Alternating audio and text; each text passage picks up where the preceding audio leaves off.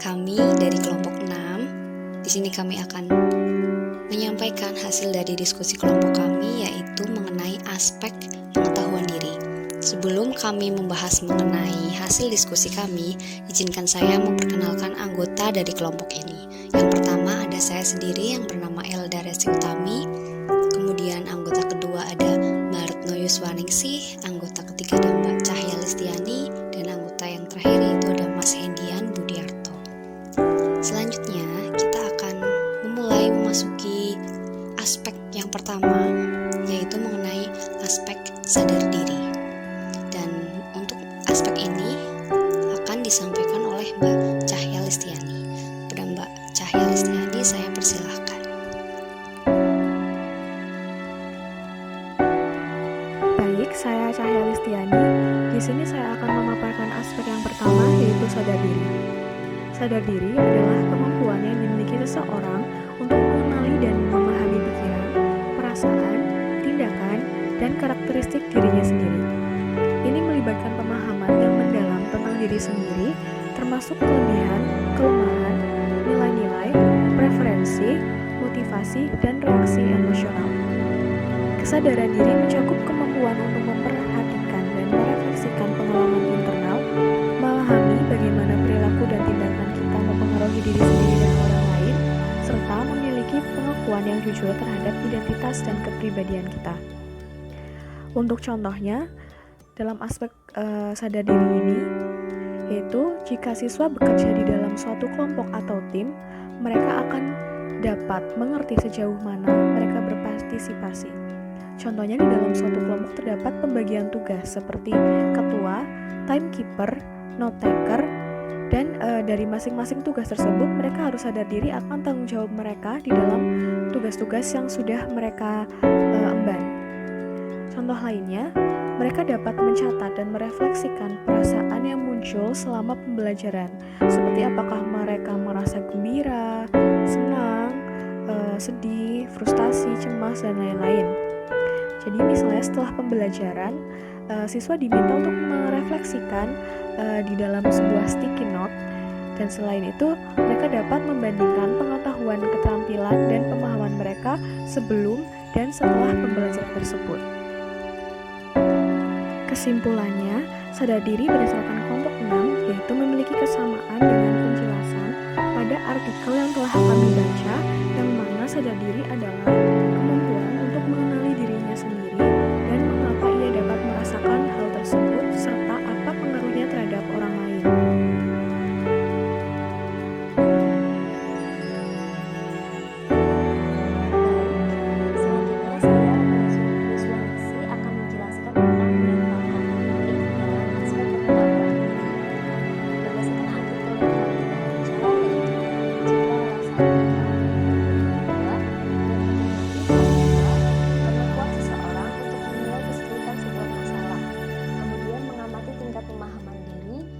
Melalui berbagai info dan tujuan tertentu serta menilai kemajuan belajar sendiri. Ini diambil dari artikel berjudul Memahami Makna dan Fungsi Metakognitif dalam Pendidikan yang diunggah pada medcom.id. Kemudian berdasarkan kelompok kami, metakognitif sendiri adalah kesadaran seseorang tentang bagaimana ia belajar, bagaimana ia memperoleh pengetahuan agar pengetahuan tersebut dapat terserap maksimal oleh pembelajar itu sendiri. Kemudian kemampuan untuk menilai kesukaran suatu masalah, apakah masalah itu bisa langsung diselesaikan atau harus ditunda, dan bentuk penyelesaiannya pun bisa dinilai oleh diri sendiri. Kemudian juga kemampuan untuk mengamati tingkat pemahaman dirinya, kemampuan menggunakan berbagai informasi untuk mencapai tujuan, dan juga kemampuan menilai kemajuan diri sendiri. Artinya, seseorang atau peserta didik jika sudah dikatakan memperoleh atau mencapai kemampuan metakognitif, dia itu bisa memproses kehidupannya dengan caranya sendiri, berdasarkan modalitasnya, apakah harus menggunakan media visual, auditori, atau harus mencatat, atau harus melambung, dan lainnya. Itu merupakan bagian aspek dari metakognitif.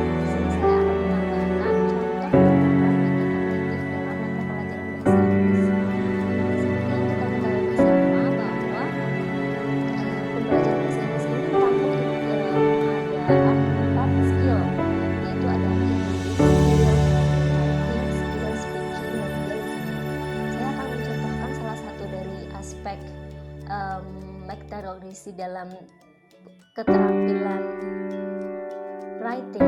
Misalnya, seseorang yang memiliki metakognisi yang baik adalah saat menulis dalam bahasa Inggris, mereka dapat menetapkan tujuan terlebih dahulu.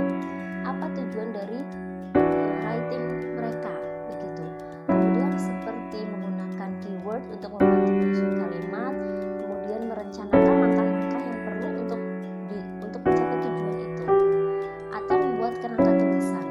Jadi ketika metakognisi dipakai dalam writing skill, ada langkah-langkah tertentu atau langkah-langkah prosedural yang mendukung agar suatu tulisan itu bermakna, seperti misalnya dengan membuat keywordnya terlebih dahulu, kemudian kerangka tulisan, baru dijabarkan dalam bentuk paragraf. Dan juga selama menulis, mereka atau peserta didik ini fokus pada kohesi dan koherennya tulisan itu, apakah nyambung gitu ataukah tidak. Dan juga selalu melakukan revisi jika diperlukan. Artinya jika sudah selesai menyelesaikan suatu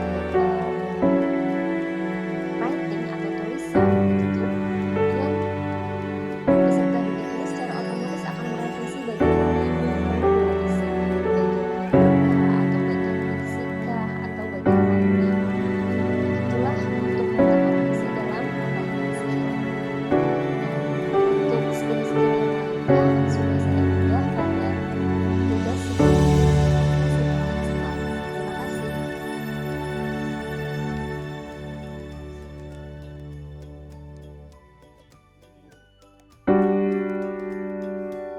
Terima kasih Mbak Retno Yuswaningsih.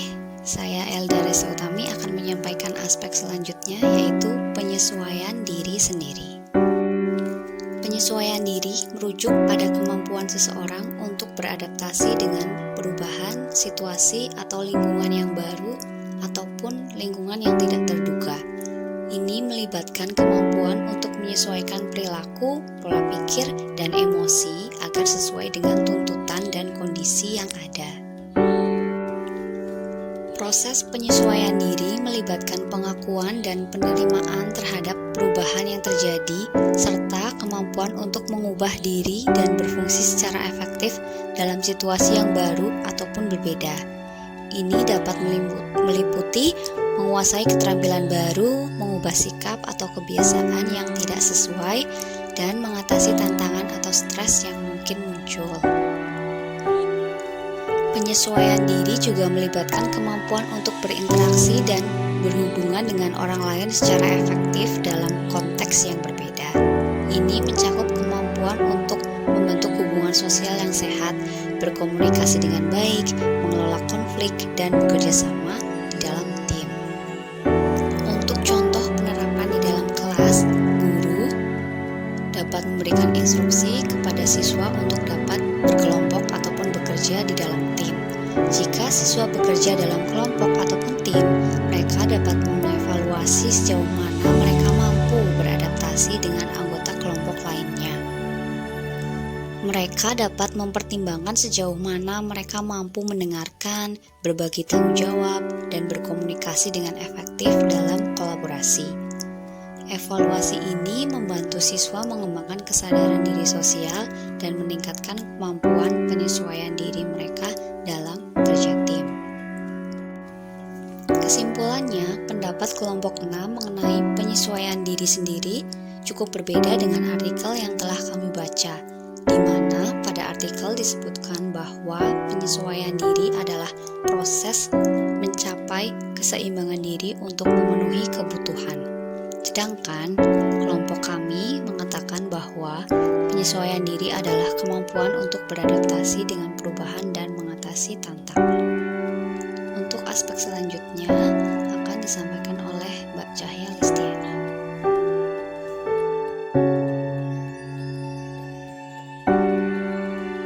Aspek yang selanjutnya adalah refleksi atau reflektif. Reflektif mengacu pada kemampuan untuk secara sadar merenungkan atau memeriksa kembali pengalaman, tindakan, atau pikiran seseorang dengan tujuan memperoleh pemahaman yang lebih dalam atau wawasan yang lebih luas. Ini melibatkan proses introspektif yang terarah untuk mengenali dan memahami diri sendiri secara refleksi adalah proses yang terus-menerus dan melibatkan kesadaran diri yang mendalam. Untuk contohnya, bisa menggunakan jurnal harian, di mana siswa diminta untuk membuat jurnal harian untuk merefleksikan pengalaman belajar, emosi, dan pemikiran mereka. Mereka dapat menulis tentang apa yang dipelajari, kesulitan yang dihadapi, dan strategi yang digunakan untuk mengatasi tantangan tersebut. Ini membantu siswa untuk meningkatkan kesadaran terhadap perkembangan mereka sendiri, pemahaman tentang diri mereka, dan memperhatikan pola-pola dalam pembelajaran mereka. Kesimpulannya, terdapat kesamaan pendapat pada kelompok 6 maupun berdasarkan artikel yang menyebutkan bahwa berpikir reflektif merupakan proses peserta didik menilai atau merefleksikan tentang pendidikan dan menilai hasil belajar yang ada.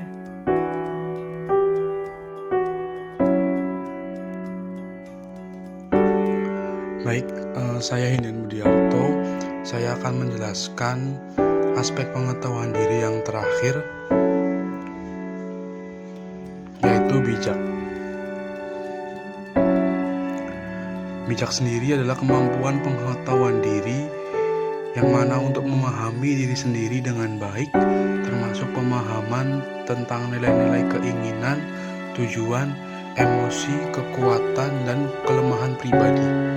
Hal ini melibatkan refleksi mendalam, introspeksi, dan penjujuran diri. Bijak sendiri merujuk pada kemampuan individu untuk memahami dan mengenal dirinya dengan baik, termasuk memahami kekuatan, kelemahan, nilai-nilai, keyakinan, dan tujuan hidup. Kemampuan ini dapat diterapkan dalam penilaian dan evaluasi pemahaman dalam pendekatan UBD. Nah, aspek bijak ini juga dapat dikembangkan dalam berkelompok, yaitu siswa dapat diminta untuk merefleksikan pemahaman mereka tentang materi pembelajaran. Ini dapat dilakukan melalui jurnal refleksi, pertanyaan reflektif, atau diskusi kelompok. Dalam refleksi diri, siswa dapat mengidentifikasi pemahaman yang kuat dan area yang masih membutuhkan perbaikan.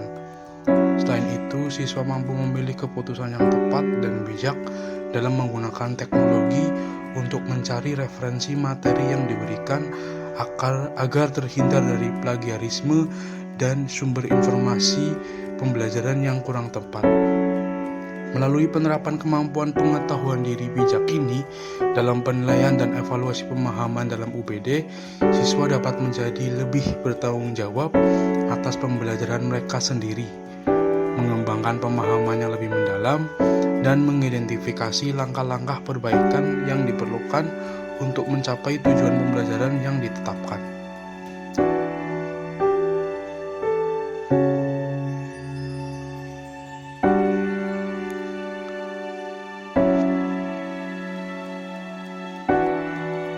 Hasil kesimpulan dari kelompok kami, peserta didik dikatakan telah memahami suatu masalah dalam belajar apabila peserta didik salah satunya memiliki pengetahuan diri yang membentuk pemahaman peserta didik itu sendiri dan mampu merenungkan arti pembelajaran dan memiliki pengetahuan diri sesuai tema atau mata pelajaran yang diikuti. Sebagai bukti, peserta didik telah memahami. Diharapkan peserta didik mampu merenungkan arti pembelajaran dan pengalaman dalam belajarnya.